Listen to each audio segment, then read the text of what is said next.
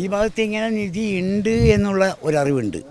അതാ എൻ്റെ അറിവിലെങ്ങനെയാണെന്ന് വെച്ച് കഴിഞ്ഞാൽ ഈ ഭാഗത്ത് ചിലരെല്ലാം പണ്ട് കാലത്ത് ഈ നിധി ഉണ്ടെന്ന് പറഞ്ഞാൽ നിധി എടുക്കുക. ഈ പണ്ട് കാലത്ത് ഈ എന്താ പറയുക, ഈ അഞ്ജനം വെച്ച് നോക്കുക എന്ന് പറയും.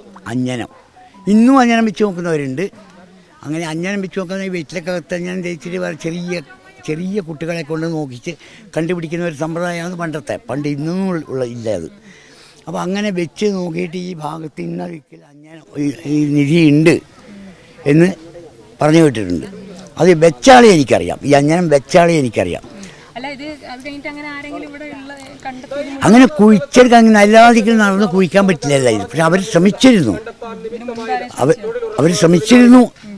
അവർ ഈ പെണ്ണുങ്ങളെ അച്ഛനാണ് ആ പണിയെടുക്കുന്ന അവരുടെ അച്ഛനാണ് ഇതിങ്ങനെ ഞാൻ വെച്ച് നോക്കിയത്. അയാളും വേറൊരു കുരിക്കളെന്ന് പറഞ്ഞ ഒരാൾ ഇവിടെയുണ്ട്.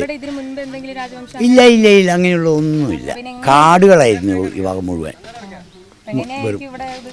ഇവിടെ എൻ്റെ നിഗമനം ശരിയാണെങ്കിൽ ഇവിടെ ഒരു അയ്യപ്പൻകാവുണ്ട്. അന്ന് ടിപ്പു സുൽത്താൻ പടയോട്ടക്കാലത്ത് അവിടെ നിന്ന് ഈ ഭാഗത്തൊക്കെ ഇതൊക്കെ അങ്ങനെ നശിച്ചു പോയതാണ്. ടിപ്പു സുൽത്താൻ പടയോട്ടക്കാലത്ത് അന്ന് അവിടെ സംരക്ഷിച്ചുകൊണ്ടിരുന്ന ആൾ അവിടെ നിന്ന് എടുത്ത് ഇത് നഷ്ടപ്പെട്ടു പോകണ്ടെന്ന് വെച്ചാൽ അതിൻ്റെ അവകാശികളുണ്ടാവുമല്ലോ, അവരാരെങ്കിലും കുഴിച്ചിട്ടതായിരിക്കും. അത് വലിയ പഴക്കമൊന്നുമില്ല. ഒരു 100-300 വർഷത്തെ പഴക്കത്തിൽ കൂടുതൽ വരില്ല ഈ അറിവ്. ഇല്ല അങ്ങനെയുള്ള ഒന്നുമില്ല.